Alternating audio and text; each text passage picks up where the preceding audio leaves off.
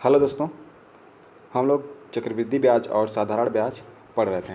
ठीक है, तो चक्रवृद्धि ब्याज और साधारण ब्याज के आज मैं वो प्रश्न आपको बताऊंगा जिसमें साधारण ब्याज और चक्रवृद्धि ब्याज में अंतर होता है ना। तो साधारण ब्याज और चक्रवृद्धि ब्याज में हमको अंतर कब मिलेगा? अंतर तभी मिलेगा जब हमारा ब्याज 2 साल के लिए निकाला जाए, क्योंकि आप सभी लोग जानते हैं कि 1 वर्ष का साधारण ब्याज और चक्रवृद्धि ब्याज बराबर होता है ना दोस्तों। तो आइए इस प्रकार के सवाल को समझने के लिए तैयार हो जाएं और कॉन्सेप्ट पर ध्यान दें। देखिए क्वेश्चन क्या है। क्वेश्चन कह रहा है किसी धनराशि पर 20% वार्षिक दर पर 2 वर्षों का साधारण ब्याज और चक्रवृद्धि ब्याज का अंतर 48 रुपया है, तदनुसार वह धनराशि कितनी है। दोस्तों सवाल को समझने का प्रयास करिएगा। सवाल क्या कर रहा है कि अगर हम किसी धनराशि का 2 वर्ष का साधारण ब्याज और चक्रवृद्धि ब्याज निकालते हैं तो हमको अंतर 48 रुपया मिलता है। दोस्तों मैं आपको पहले क्वेश्चन समझाना चाहूँगा, फिर उसके बाद इसका करने का तरीका एकदम शार्ट तरीके में। मान लीजिए मेरे पास कोई रुपया है ना, जैसे मैंने हर सारे सवाल में बताता आया हूँ कि मैं 1000 रुपया मान के चलता हूँ, है ना। तो 1000 रुपया मैं मान लूँगा समझाने के लिए। 1000 रुपये का 10% की दर से 2 वर्ष का अगर मैं आपसे साधारण ब्याज और चक्रवृद्धि ब्याज पूछी तो हम लोग कितना बताएंगे। तो 10% का 2 वर्ष का चक्रवृद्धि ब्याज हम लोग याद कर लेंगे कितना आ जाएगा। 1 वर्ष का आएगा अपना 100 रुपया, है ना। और दूसरे वर्ष का आ जाएगा, ब्याज पर ब्याज लगता है तो 100 रुपये का 10% हम लोग निकाल देंगे। 10% निकाल देंगे तो कितना आ जाएगा 10 रुपये हमारा ब्याज के ऊपर ब्याज आया, तो दूसरे वर्ष का ब्याज हमारा हो जाएगा 10 रुपया, है ना। दूसरे वर्ष का ब्याज हो जाएगा 10 + 100 बराबर 110, है ना दोस्तों, 110। तो दोस्तों सवाल को समझने का प्रयास करिएगा। ये क्या बोला है सवाल, 2 वर्ष का साधारण ब्याज और चक्रवृद्धि ब्याज। अगर हम दोस्तों 2 वर्ष का अगर साधारण ब्याज पूछें तो 1 वर्ष का चक्रवृद्धि ब्याज 100 रुपया है, तो दूसरे वर्ष का साधारण ब्याज कितना होगा। 1 वर्ष का साधारण ब्याज अगर 100 रुपया है तो दूसरे वर्ष का साधारण ब्याज भी 100 ही रुपया होगा, तो 2 वर्ष का कितना हो जाएगा 200 रुपया, है ना। वहीं अगर मैं चक्रवृद्धि ब्याज की बात करूँ तो 1 वर्ष का चक्रवृद्धि ब्याज अपना 100 रुपया है, दूसरे वर्ष का 110 रुपया है ना। तो कितना आ जाएगा हमारा 210 रुपया, है ना दोस्तों। अब देखिए दोस्तों सवाल ये बोला है 2 वर्ष का हम लोग साधारण ब्याज निकाल लिए और 2 वर्ष का चक्रवृद्धि ब्याज निकालिए, है ना। तो इन दोनों का अंतर हमको दे रहेगा, सवाल में दिया रहेगा। अंतर इन दोनों के बीच कितना है, 10 रुपये का अंतर आ रहा है। उम्मीद है कि सवाल को आप लोग समझ गए होंगे। ठीक है, तो अंतर हम लोग को दिया रहेगा, हमसे रेट पूछ सकता है या फिर मूलधन राशि हमसे पूछ सकता है। ठीक है दोस्तों, तो आइए इस प्रकार के सवाल को करते हैं। देखिए दोस्तों कैसे करना है हमको। अब देखिए इसका एक तो फार्मूला होता है या फिर उस फार्मूले को हम लोग निकाल भी सकते हैं ना। तो मैं आप लोगों को डायरेक्ट फार्मूला बताता हूँ। अगर आप लोग चाहते हैं कि फार्मूला कैसे आता है तो कमेंट बॉक्स में कमेंट करिए, हम बता देंगे। चलिए बताते हैं फार्मूला क्या है। जैसे मान लीजिए हमको क्या निकालना है, इसमें कुछ भी निकालना हो सकता है ना। तो मूलधन हो जाएगा मूलधन गुणा दर मतलब रेट बटा 100। अब इसका पूरे का स्क्वायर जब समय 2 साल के लिए हो, तो ये ध्यान रखिए जब समय 2 साल के लिए हो तो, और साधारण ब्याज और चक्रवृद्धि ब्याज का अंतर, कंपाउंड इंटरेस्ट और सिंपल इंटरेस्ट का अंतर। बस इतना ही कर लेंगे तो आप लोग का सवाल बड़ी आसानी से बन जाएगा। आइए सवाल को करते हैं। सवाल देखिए कैसे होगा। सवाल देखिए क्या दिया है, मूलधन हमको वह धनराशि कितनी होगी, तो मूलधन हमको ज्ञात करना है ना। तो मूलधन हम लोग को ज्ञात ही करना है, इनटू दर हमसे पूछा है। दर कितना दे रखा है 20, तो 20 का स्क्वायर कर देंगे, है ना। तो 20 × 20 2 बार कर देंगे और नीचे 100 है तो 100 का भी इंटू 2 बार कर दें, क्योंकि ऊपर के पूरे पावर 2 है, बराबर कंपाउंड इंटरेस्ट और शेयर इंटरेस्ट का अंतर कितना दे, साधारण ब्याज और चक्रवृद्धि ब्याज का अंतर 48 रुपया है। यहाँ पे हो जाएगा अपना 48। ठीक है, 1 0 से 1 0 कट जाएगा, 1 0 से 1 0 कट जाएगा, ये 100 खत्म हो गया। इससे काट देते हैं, कट जाएगा 2 दूना के 4, 2 चौको 8, 24 आ गया। फिर से 2 से काटेंगे, 2 1 कम 2, 2 दूना के 4, ठीक है 12 आ गया। अब 12 में 100 का गुणा कर देंगे तो हमारा कितना आ जाएगा आंसर 1200, है ना। 1200 वह मूलधन राशि है हमारी। ठीक है, ऑप्शन नंबर बी। इस सवाल से हम लोग आइए बहुत सारे प्रश्न करते हैं। दूसरा प्रश्न है हमारा, किसी धनराशि पर 8% ब्याज की दर से 2 वर्ष के चक्रवृद्धि ब्याज तथा साधारण ब्याज का अंतर 776 रुपया है। धनराशि क्या है ना। तो धनराशि हमको ज्ञात करना है। धनराशि का दर 8%, तो 8 का स्क्वायर 8 × 8 कर देंगे बटा 100 2 बार, ठीक है 100 2 बार बराबर 776। समझ में आ रहा है? 776, क्योंकि ये अंतर ही तो है।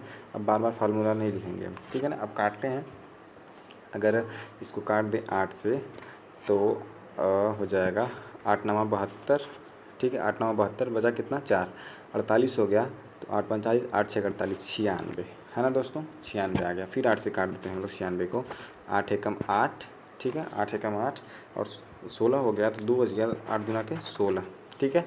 और इसका इसमें मल्टीप्लाई कर देंगे, 4 जीरो इधर बढ़ा देंगे हम लोग, है ना। तो कितना आ गया 1,20,000, 1,20,000 आपका ऑप्शन सी इज राइट।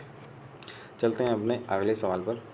दोस्तों अगला सवाल हमारा, यदि 2 वर्षों के किसी राशि पर 5% की दर से चक्रवृद्धि ब्याज और साधारण ब्याज का अंतर दे रखा है हमारा 6, तो वह राशि कितनी है। दोस्तों देखिए, सवाल में भी पूछ सकता है आपको, दर भी पूछ सकता है, धन पूछ ही रहा है ना। धन वाला क्वेश्चन हम लोग करें तो राशि बराबर, राशि क्या हो जाएगी, राशि लिखिए या फिर मूलधन लिखिए या फिर पी लिखिए, है ना।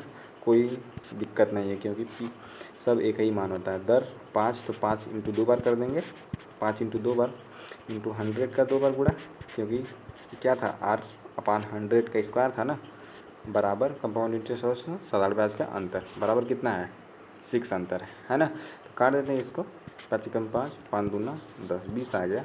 5 एकम 5, 5 दूना के 10, कितना आ गया 20। अब 20 का 20 में गुणा कर देंगे तो कितना आ जाएगा अपना 400। अब 400 का गुणा 600 में कर देंगे तो 600 को 24, आंसर कितना निकल के आएगा 24, 2400, है ना। 2400 अपना वह राशि था। आप लोग आंसर उस तरह करके भी देख सकते हैं, जैसे मान लीजिए 1 वर्ष का साधारण ब्याज और चक्रवृद्धि ब्याज हम लोग निकाल के भी देख सकते हैं, है ना। तो इतना ज़्यादा झंझट नहीं करना है हमको, बस इस प्रकार आंसर निकल के आ जाएगा। जिनको उत्तर की जांच करना, उत्तर की जांच भी कर सकते हैं। अब देखिए क्वेश्चन क्या हमारा, 5,000 रुपये पर 2 वर्षों के चक्रवृद्धि ब्याज और साधारण ब्याज का अंतर 32 है, तदनुसार ब्याज की दर क्या है ना। ब्याज की दर क्या है, ठीक है दोस्तों। तो उसी फार्मूले से 500 हमारा मूलधन दिया हुआ है, इसमें क्या क्या दिया हुआ है 5,000 रुपये मूलधन हो जाएगा, इंटू क्या बता दें फार्मूला, आर अपान 100 का स्क्वायर बराबर कंपाउंड इंटरेस्ट और सीआई, कंपाउंड इंटरेस्ट और एसआई सिंपल इंटरेस्ट का अंतर कितना दिया हुआ है, अंतर है हमारा 20 रुपया, अंतर है हमारा 20 रुपया, ठीक है दोस्तों। तो यहाँ से इसको हम लोग काटेंगे, काटते हैं तो आइए, जैसे मान लीजिए काटेंगे तो कितना हो जाएगा इधर, ये है 5,000, 5,000 नीचे चला आएगा तो आर स्क्वायर बराबर इधर 100 है, इधर 100 है, तो मतलब 100 का स्क्वायर कर देंगे 200, तो 32 में 32 हो गया, 32 इंटू कितना कितना जीरो, 4 जीरो चढ़ेगा ना, 1,000 नहीं 10,000 होगा, ठीक है दोस्तों। क्योंकि यहाँ पे 100 है, 100 का स्क्वायर कर देते हैं हम लोग 10,000, बटा में 5,000 रुपया दिया हुआ है ना, बटे में 5,000 रुपया। 000 से 000 ख़त्म हो गया, 5 एकम 5, 5 दूना के 10, ठीक है। अब 32 दूना के 64 हो गया, ठीक है, 32 दूना के 64। दोस्तों ये आर स्क्वायर बराबर 64 है, तो आर का मान निकालेंगे हम लोग तो कितना हो जाएगा 8 8 64 होता है, आर बराबर 8%, है ना दोस्तों। आर बराबर कितना 8%, ठीक है दोस्तों। तो उम्मीद है कि समझ में आ रहा होगा। चलिए दोस्तों अगला सवाल करते हैं। किसी धनराशि के 12% वार्षिक ब्याज की दर से 2 वर्ष के चक्रवृद्धि ब्याज तथा साधारण ब्याज का अंतर 86.40 है, ठीक है। तो हमको क्या याद करना है, सब कुछ दिया और राशि याद करना पड़ेगा, है ना। तो धन राशि बराबर, या फिर पी लिखते हैं, बार बार क्या लिखें, पी इंटू आर का स्क्वायर मतलब 12 इंटू 12 अपान 100 का स्क्वायर मतलब 100 इंटू 100, 100 इंटू 100 बराबर, अंतर कितना दिया है कंपाउंड इंटरेस्ट और सीआई का अंतर कितना है 86.84, 86.40 दोस्तों, सॉरी 86.40 है, ठीक है। 100 का गुणा इधर कर देंगे हम लोग, इस 100 का गुणा इधर कर देते हैं तो ये दशमलव हट जाएगा, ठीक है, ये दशमलव हट जाएगा ना। तो हमारा कितना हो गया 8,640 रुपया, ठीक है। अब काटते हैं 12 से, हाँ 12 से काट दीजिए, 12 मान लीजिए काटते हैं, चलिए 2 से पहले काटते हैं, 6 से काट सकते हैं, तो 6 से काट दीजिए, 6 दूना 12, इधर काटते हैं हम लोग, कट्टा पिट्टा चालू करते हैं, 6 एकम 6 कितना हो गया 26, 6 चौक को 24, 6 चौक को 24, ठीक है, 1440 रुपये। अब 12 से काट दें, यहाँ हो जाएगा 12 बरैयम 144, तो यहाँ हो जाएगा हमारा 12 120, ठीक है। फिर 2 से काट देंगे हम लोग, कितना आ जाएगा 60। अब आ गया इधर, जीरो एक बचा था तो इधर लिख लेते हैं साफ से, P बराबर 60 इंटू 100 इजक्वल टू कितना 600 हमारा क्या आ गया अमाउंट, ठीक है दोस्तों, 600 हमारा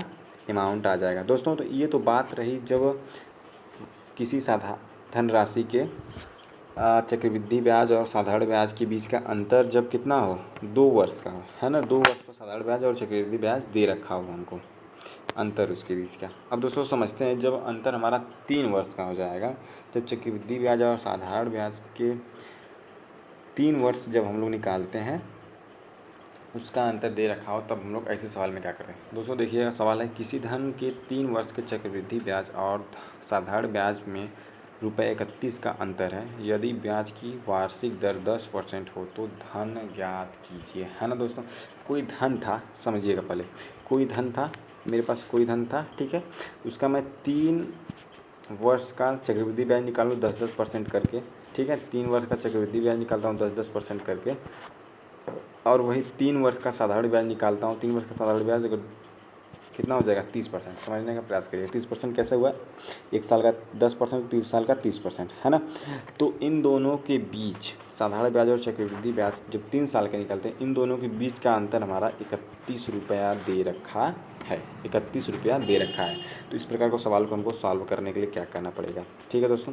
तो आइएगा देखिएगा इस प्रकार के सवाल को कैसे सॉल्व करते हैं। जैसे हम लोग पिछला सवाल क्या लिखे थे, मूलधन इंटू आर अपान 100, आर रेट है, ठीक है, पी बराबर मूलधन का स्क्वायर लिखे थे। अब जब 3 साल का हो जाएगा ना दोस्तों, जब 3 साल का हो जाएगा तो यहाँ पे बस क्या करना है हमको, आर प्लस 300 कर देना है ना, 3 साल से 300 अपान 100, ठीक है, अपान 100 बराबर कंपाउंड इंटरेस्ट और सिंपल इंटरेस्ट के बीच का अंतर, कंपाउंड इंटरेस्ट और सिंपल इंटरेस्ट के बीच का अंतर, ठीक है, यहाँ तक क्लियर है। तो ये अपना फार्मूला बनेगा।